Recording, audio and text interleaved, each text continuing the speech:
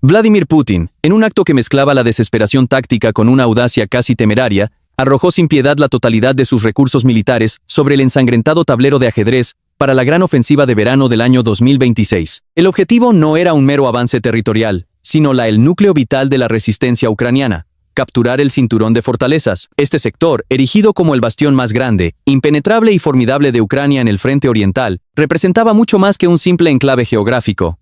Era el símbolo vivo de la tenacidad de Kiev. Los informes detallados del Instituto para el Estudio de la Guerra, ISBAble, afirmaban con rotundidad que el cuadrilátero formado por las ciudades de Sloviansk, Kostiantynivka y Druskivka había estado en el epicentro absoluto de las aspiraciones de victoria final de Rusia desde los primeros albores del conflicto. Para Moscú, tomar esta región significaba quebrar la espina dorsal de las defensas ucranianas en el Donbass, abriendo las puertas hacia una capitulación que el Kremlin llevaba años esperando. Era un premio por el cual estaban dispuestos a sacrificar divisiones enteras. Mientras tanto, en Europa Occidental, los analistas observaban el movimiento de tropas con creciente alarma. El experto y analista francés de inteligencia de fuentes abiertas, OSINT, Clement Mollin, emitió un informe escalofriante. Según Mollin, Rusia había mantenido en estricta reserva a 3 grupos de ejércitos masivos, las agrupaciones sur, centro y oeste, en estado de máxima alerta para una ofensiva apocalíptica en la región desde el mes de marzo. Esta acumulación de fuerzas no tenía precedentes en la guerra moderna. Representaba una fuerza colosal, un leviatán mecánico compuesto por un total de 18 brigadas y 8 divisiones. Las estimaciones apuntaban a que más de 100.000 soldados rusos, incluyendo aquellos que ya habían sufrido bajas pero seguían en los registros para mantener la ilusión de fuerza, estaban listos para marchar. El legendario 20-grado ejército de armas combinadas de la Guardia fue desplegado específicamente, sacado de sus posiciones de retaguardia, para formar la columna vertebral de este embate. A su lado, el temido 1-grado ejército de tanques de la Guardia, con sus pesadas orugas de acero marcando la tierra y sus cañones apuntando al horizonte, esperaba impaciente las órdenes para irrumpir en dirección a Pokrovsk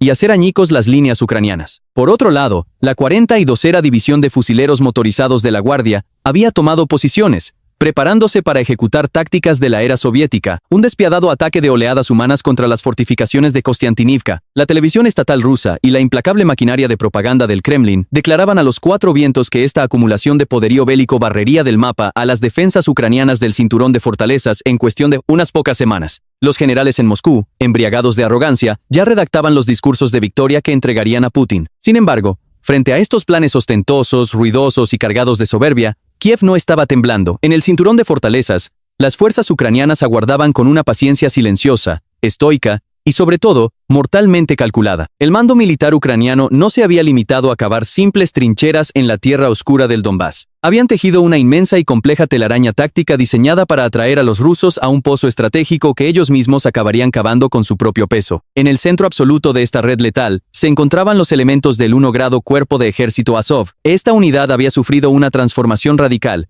equipándose con tácticas de guerra de próxima generación que desafiaban cualquier manual militar ortodoxo. En lugar de lanzar asaltos suicidas en la mismísima línea del frente, como dictaba la vieja escuela, las unidades de Azov yacían emboscadas en la profundidad del cinturón de fortalezas. Operaban como una mano invisible, un fantasma que acechaba en las sombras de la guerra, mientras las brigadas mecanizadas ucranianas y otras unidades de defensa en la región construían un muro de acero, hormigón y fuego en la superficie para absorber el impacto inicial. Azov había establecido algo mucho más siniestro: una zona de ejecución digital en el cielo. Los comandantes rusos, ciegos ante la evolución de sus enemigos, esperaban una guerra convencional masiva de artillería y blindados, pero las unidades de Azov y las brigadas ucranianas habían completado sus preparativos para arrastrarlos a un callejón sin salida completamente nuevo y aterrador. El poderío militar de Moscú, esa maquinaria mastodóntica enviada al cinturón de fortalezas, estaba en realidad al borde de convertirse en un objetivo masivo que sería aplastado bajo su propia gravedad. Aquellos días oscuros de las viejas tácticas, donde las formaciones de blindados pesados se derretían lentamente en campos de minas interminables,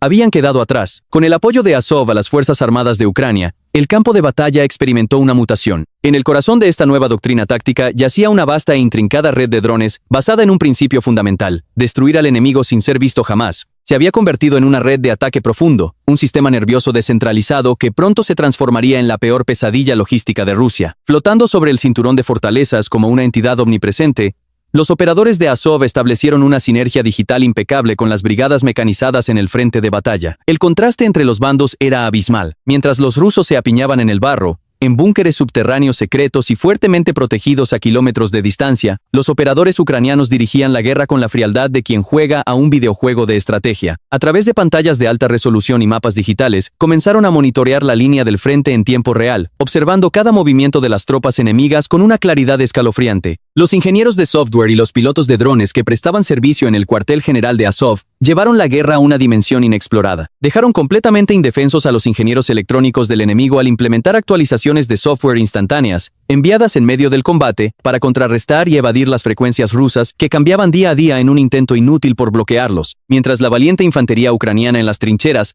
resistía el brutal choque frontal de los ataques rusos. En la retaguardia, los drones operados por Azov despegaban silenciosamente. Su misión no era matar a los soldados de asalto, sino algo mucho más estratégico: cortar las líneas vitales que mantenían viva a la maquinaria de guerra enemiga a sus espaldas. Esta coordinación única e irrepetible era solo la cara visible del infierno que la cúpula de mando rusa estaba a punto de enfrentar. En la última franja del terreno, una zona de la muerte de 30 kilómetros donde los trenes ya no podían llegar por el riesgo de fuego de artillería, el ejército ruso dependía casi en su totalidad de convoyes de camiones camas no blindados e inherentemente indefensos. Fue exactamente en esta franja de tierra, a la sombra del frente, donde comenzó la verdadera y grandiosa estrategia de Azov en el cinturón de fortalezas. Sin el combustible para mover los motores, y sin las municiones para alimentar los cañones, las inmensas columnas blindadas y las masivas baterías de artillería pesada no significaban absolutamente nada. Se convertían de la noche a la mañana en gigantescas pilas de hierro inútil dejadas a oxidarse bajo el cielo inclemente del campo de batalla. La genialidad de la táctica de Azov radicó en neutralizar miles de millones de dólares en equipo militar pesado, destruyendo la economía de guerra de Rusia directamente en sus rutas logísticas,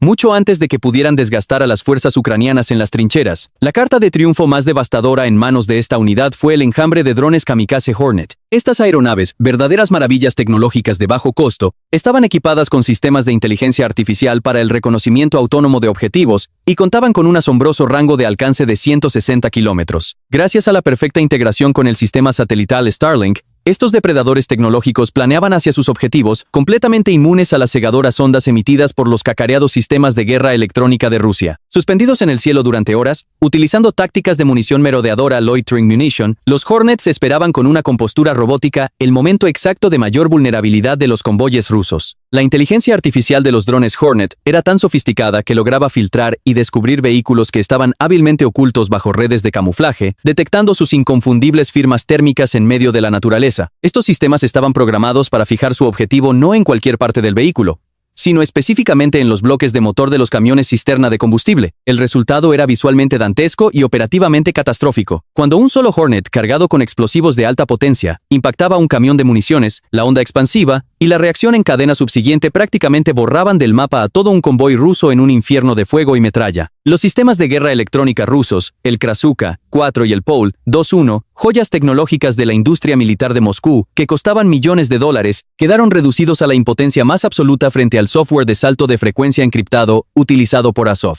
Flotando en el aire invernal, estos cazadores digitales surcaban el cielo como fantasmas absolutos. Eran imposibles de rastrear debido a que su sección transversal de radar era demasiado pequeña para ser detectada por los masivos y anticuados radares de defensa aérea de Rusia. Aunque el 1 grado Cuerpo de Ejército Azov no llevó a cabo asaltos terrestres frontales utilizando estos sistemas, reescribió el destino de la guerra operando exclusivamente desde el escalón de retaguardia. Los blancos principales no eran los reclutas rusos congelados en el frente, sino los depósitos de municiones, los camiones cisterna de combustible y los vitales convoyes de alimentos que mantenían a esos soldados con vida. Las líneas de suministro rusas, que se extendían específicamente a lo largo del eje estratégico de Yampil, Stavki y Dibrova, se transformaron en un verdadero campo de tiro al blanco abierto para los drones de Azov. Cada camión ruso que intentaba transportar municiones al frente era detenido en segundos por una bola de fuego. La táctica de navegar en la más absoluta oscuridad y sin faros fue inútil ante las cámaras térmicas de Azov, que hacían brillar los motores calientes como faros en la pantalla. Ante los restos humeantes que bloqueaban las estrechas carreteras, los conductores rusos, presas del pánico,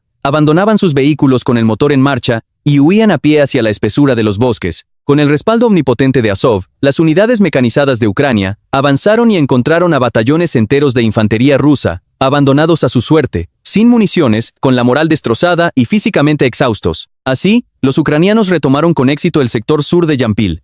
Este estado de parálisis total en la retaguardia transformó a la temida fuerza ofensiva rusa en el frente de batalla en un gigantesco tigre de papel. Los comandantes rusos, cuyas redes de suministro habían quedado inservibles de forma sistemática, no podían siquiera proporcionar apoyo básico de artillería a sus tropas acorraladas. Lo que le ocurrió en particular al 1 grado Cuerpo de Ejército de Donetsk de Rusia fue una lección magistral de desastre logístico, un fracaso tan épico que está destinado a ser enseñado en las academias militares del futuro. A partir de abril de 2026, los ataques enjambre de drones lanzados por Azov sobre la carretera de circunvalación de Donetsk cortaron por completo la vena yugular de este cuerpo militar. Las rutas que conectaban Sures, Andriivka y Starovechev se convirtieron virtualmente en un museo macabro al aire libre, donde los esqueletos calcinados de los vehículos logísticos rusos se exhibían como monumentos a la futilidad. Los envíos de municiones se detuvieron por completo.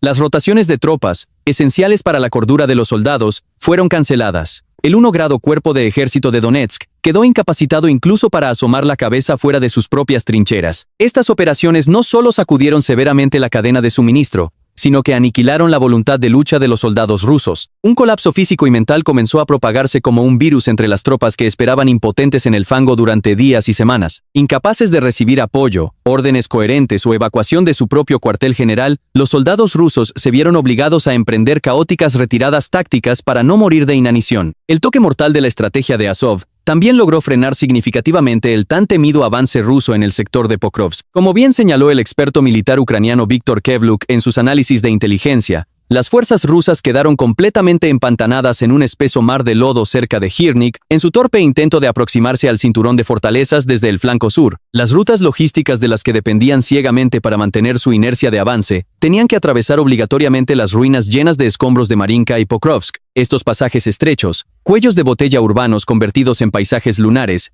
crearon los puntos de emboscada perfectos para los implacables drones de Azov. El poderoso 1 grado ejército de tanques de la Guardia había encendido los motores de sus imponentes máquinas para lanzar un masivo asalto blindado, diseñado para romper el frente en dirección a Pokrovsk. Sin embargo, los ataques implacables, que caían de día y de noche, ejecutados por drones FPV, visión en primera persona, y los Hornets de Azov, destruyeron los convoyes que transportaban el combustible a estos tanques muchos kilómetros por detrás de las líneas de combate. Privados de su alimento líquido, los tanques rusos de múltiples toneladas, otrora símbolos del terror mecanizado, se convirtieron en objetivos estáticos, ataúdes de acero atrapados en medio del barro y el terreno accidentado. Rutas de vital importancia estratégica, como la T-509 y la autopista M14, ya no eran diferentes de un billete de ida hacia el suicidio seguro para cualquier conductor logístico ruso. Cada intersección de caminos, cada puente sobre un arroyo, y cada sendero de bosque estaba sometido a la sofocante presión de la vigilancia aérea de Azov. El alto mando ruso, desesperado por mantener la presión, se vio forzado a sacrificar decenas de sus soldados y vehículos en intentos inútiles, solo para entregar unos miserables litros de combustible al frente. Estas pérdidas militares asombrosamente insostenibles condenaron la masiva ofensiva rusa en el eje de Pokrovsk